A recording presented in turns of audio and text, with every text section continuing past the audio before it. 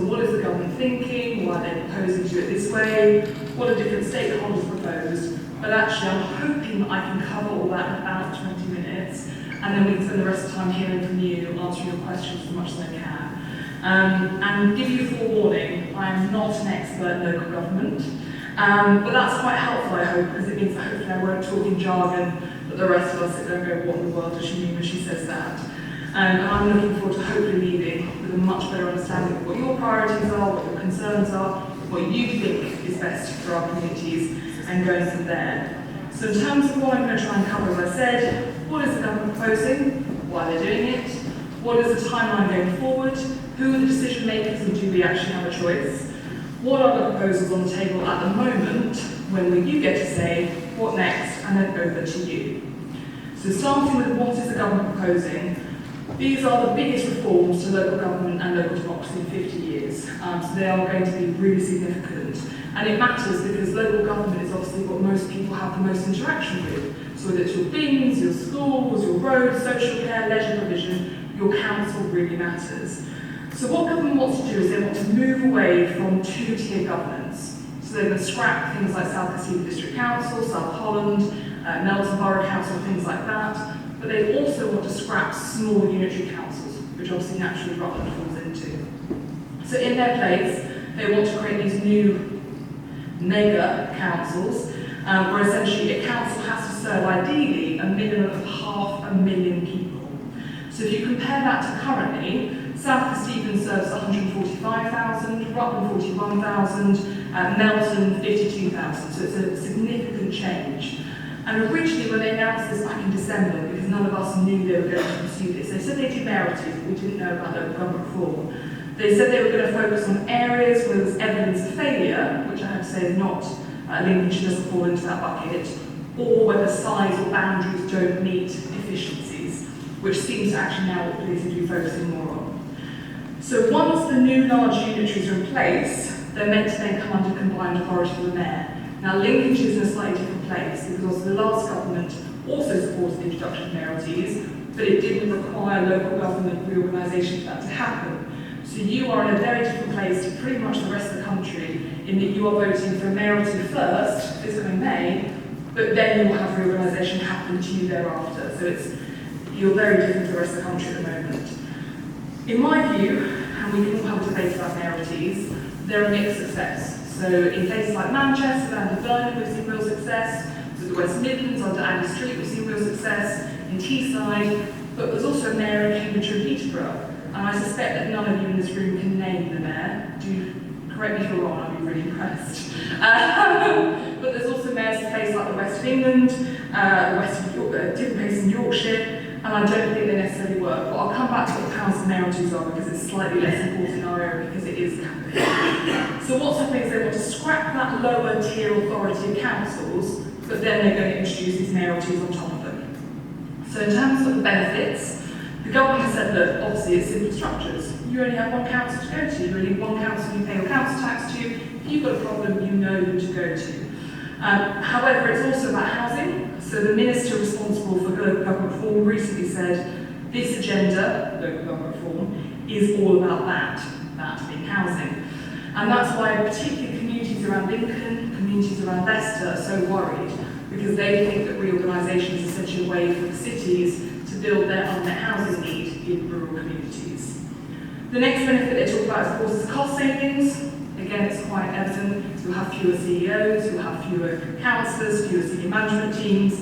And ministers are quoted repeatedly a report from PwC which said that at an initial cost of £400 million, you can realise up to 2.9 billion in savings over the next 5 years.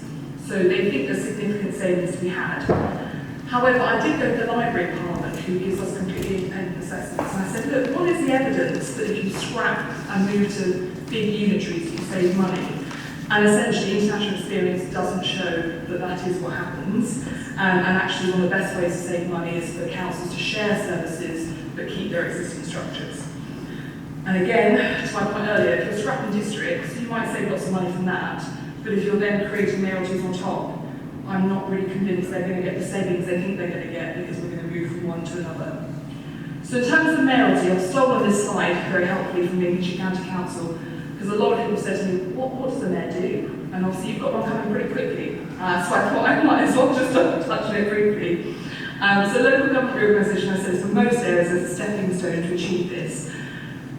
Look, most people across the country support devolution because it's about taking power away from Westminster and moving it to communities closer to us. But then you get into the argument about how close is that community actually to you. So mayoralties have enormous powers, so transport and local infrastructure, skills and employment, housing and strategic planning, economic development and regeneration, environment and climate change, health, wellbeing and public service reform. So mayoralties are going to have a lot of power. And also, as of course government says, it will be easier to allocate money, which is true. Decision making will sit less with government, and of course government only has to deal with 10 to 13 mayors, depending on what we end up with, which will be a lot easier.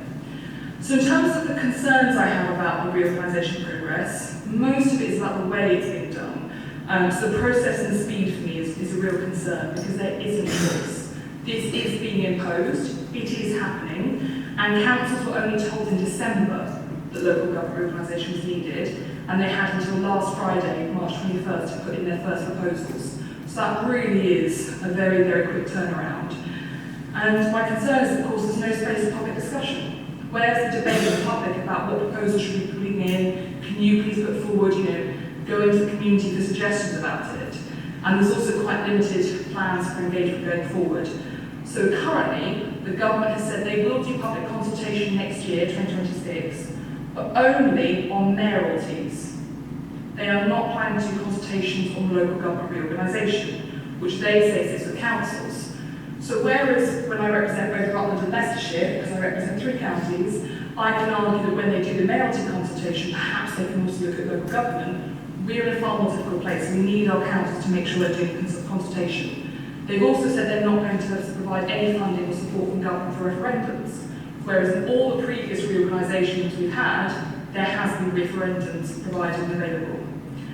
As I said, the bigger better fallacy, I do have questions about whether or not bigger is better. In fact, there was an academic who sold time jobs looking at local government reform, and he said that searching for the optimum size of a council is like looking for the philosopher's stone. So as a Harry Potter fan, I enjoyed that reference, so I thought I'd throw it in there for you. But as I said, there was the cost of the restructuring and everything else like that. And then there's the questions around representation. So at the moment, you have 56 councillors at South East District Council, and you have 6 at Lincolnshire County Council. That will reduce significantly. There will be bigger wards, which means that democracy is being taken further away from local communities.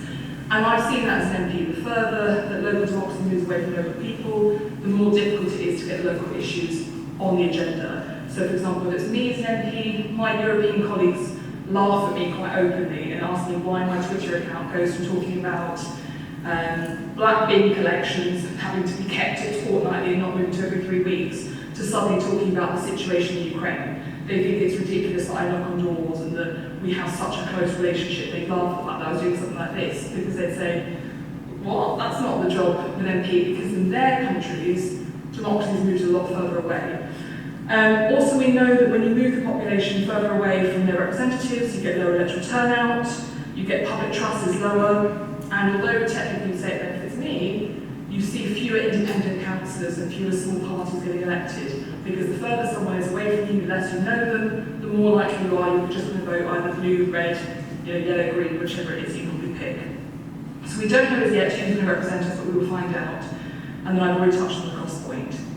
So in terms of the timeline, I apologise for those who are back.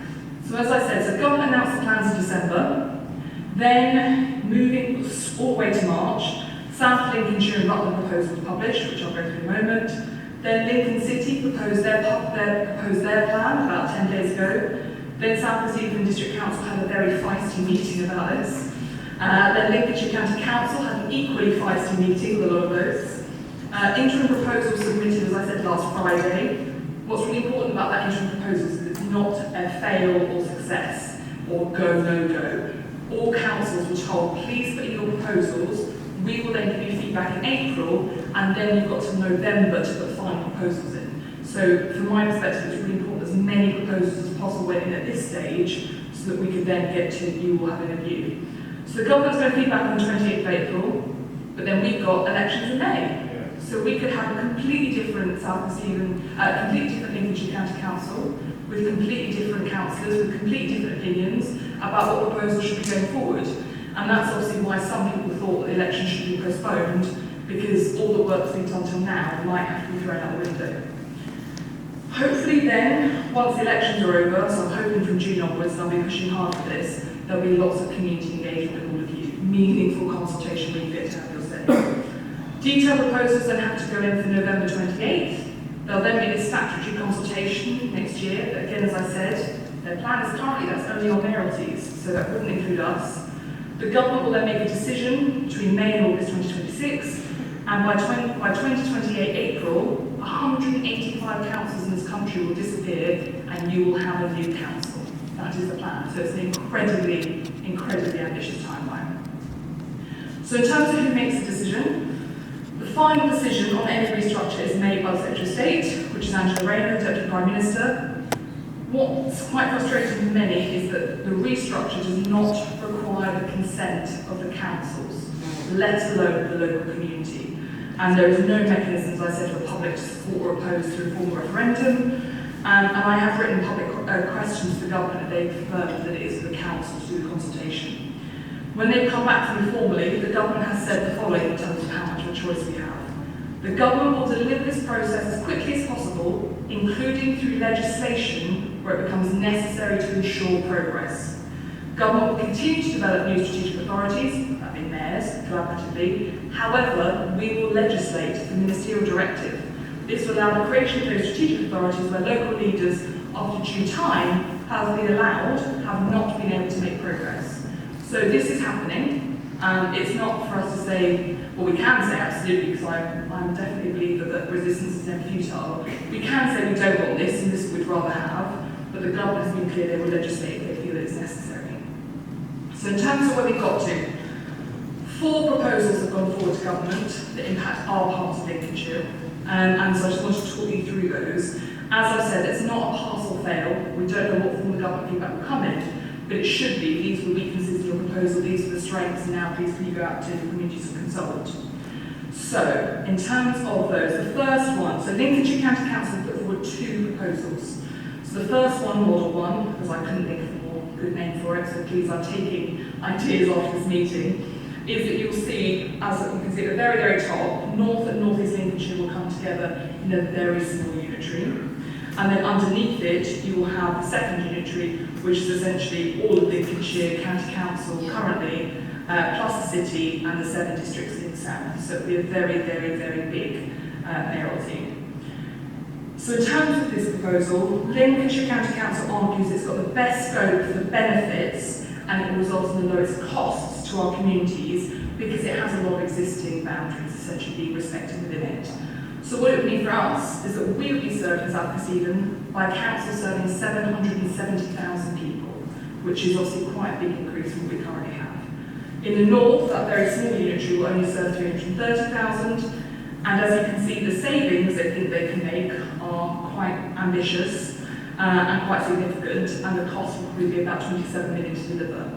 What we don't have from their proposal at this stage is a steer on how many councillors they think will represent each different area. And obviously, in terms of the government requirement for there to be a minimum of 500,000 people per council, it doesn't meet that requirement in terms of the north. However, in discussions between the Treasury and the Housing Department, they have agreed that if a meaningful proposal that's really good comes forward, that has a minimum of 380,000 people in it, they will consider it. So actually, I'm working from that lower threshold, is my assumption of 380, because they've said they're willing to accept it, we should take that as the new threshold. The next proposal, Lincolnshire County Council Model 2, again, please do remains. As you can see, all that's happened is the dividing line has moved significantly down through Lincolnshire. So it's a 2 unitary model again. The first unitary would be North Lincolnshire, North East Lincolnshire, West Lindsey and East Lindsey, and the second would be Lincoln City, North Kesteven, us and South Kesteven, Boston and Holland, again, all under that Lincolnshire mayoralty. So in terms of what that would look like, we'd be in a council of 564,000, so slightly smaller. The north would move up to 531,000, which obviously takes it very easily within what the government wants. So it meets the population thresholds. Again, they think they can make significant savings, so 246 million over the next 10 years. It will cost 42 million to deliver, and we've got no steer on council numbers. However, one of the restrictions government put in place when they asked for proposals was they said you shouldn't cross blue light and health boundaries. So they wanted those to remain the same. Now, I will make the point now rather than later. I'm not convinced about that as a requirement, not least because, for example, if you look at people living in Stamford, if you need the hospital, most of us go to Peterborough. We're not going to drive up north if we need care because it's 20 minutes to Peterborough Hospital. It's the same for Rutlanders. They go to Peterborough, or they come to, if my son breaks his arm, I come to Stamford, that's where I go for care. I'm not going to drive for an hour to Leicester City. And the same thing is happening in the very north of Lincolnshire, where people are driving across the border anyway, or they're driving to different places. So, however, technically, it does cross the fire and rescue boundaries. But Lincolnshire County Council has put this proposal forward because they say it would have the greatest efficiencies and best savings of any proposal they could put forward. The next proposal is the 3-unitary model. So this was only put forward by North East Stephen District Council and South East Stephen District Council, and Rutland County Council is going to consult on it as well. So that has, I'm sorry all the maps are different, I can't make maps, my husband's the geographer, so I've had to steal other people's maps. But essentially, unitary is 1, South East Stephen, North East Stephen, South Holland and Rutland, so very rural southern unitary. The second one would be Boston, the City of Lincoln, East Lindsey and West Lindsey, and the one at the top would be section 2 council, where we have a lot of sharing, which is North East Lincolnshire and North Lincolnshire. But again, they would all come under the Lincolnshire mayoralty, and Rutland would have to join that Lincolnshire mayoralty as well. So in terms of that proposal, we in our area, that South Stephen bit of unitary, would be served by the council would serve 405,000 people. So that would leave about 330,000 in the north and about 400,000 in the middle. I just need to double check those. They haven't worked out what the savings would be in terms of exact yet, but they have said it would be tens of millions. However, they have said that they think that local democracy really matters. So they want to have 60 to 95 councillors within that area. Although, as I said, we currently have 60-something just for South East Stephen, so you're still seeing significant reductions. It does cross the Health and Police Authority because of Rutland. You would have a very rural authority, however, it does align with the local enterprise partnership because Rutland is part of Lincolnshire's enterprise partnership. It aligns with parliamentary constituencies.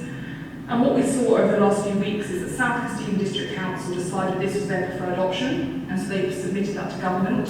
And I have, well, this afternoon when I get home, I will be submitting a letter that says, I don't have a preferred option as yet, because I think it's really important that I listen to our communities, but I want this on the table because our communities deserve choice and not just to be told that there's one proposal for them and that's it.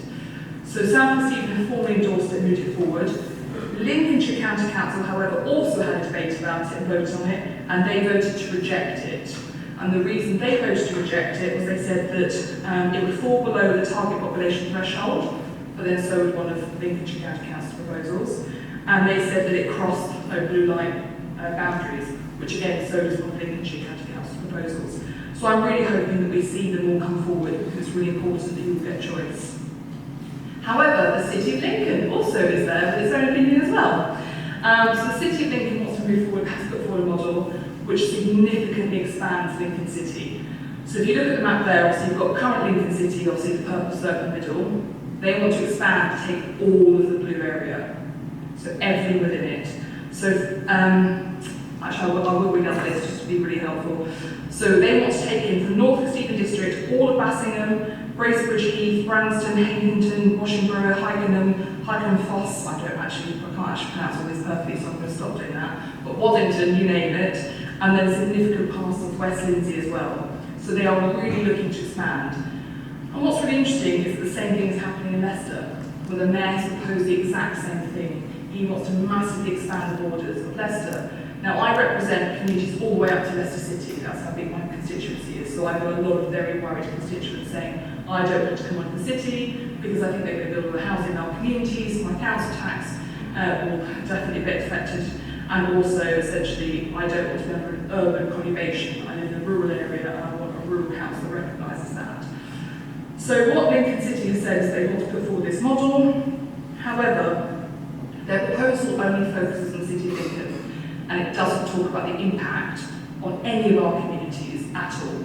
They just talk about why an expanded Lincoln is good and how meaningful good those other 2 unitaries would be. And sorry, I should have said, as you can see, they're suggesting the same distinctions, essentially, the first Lincolnshire proposal. So there's 2 norths that come together, and then the south is together, but with the city in the middle.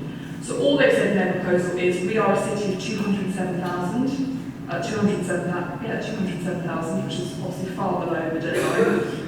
They haven't talked about what it means for other areas, they haven't provided any costs of what it's going to cost, they haven't provided any savings in their proposals, and they haven't said how many councillors they will have.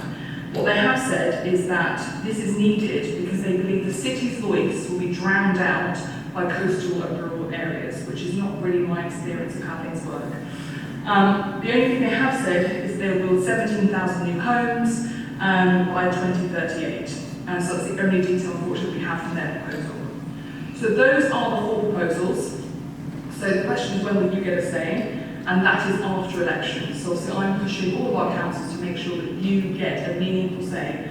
Not a 2-question survey on a website, but actual meaningful consultation with events and discussions.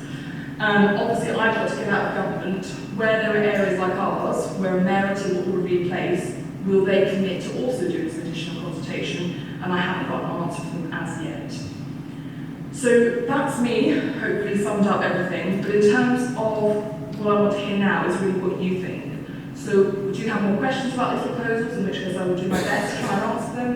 What are your concerns? Which ones do you like the most? Are there things missing that you think should be brought forward with proposals? Essentially, I'm completely in your hands. So if you want to put your hand up and share your name, and Mike will come to you, and then over to you. Comments, reflections, or questions, however we want to go. Who wants to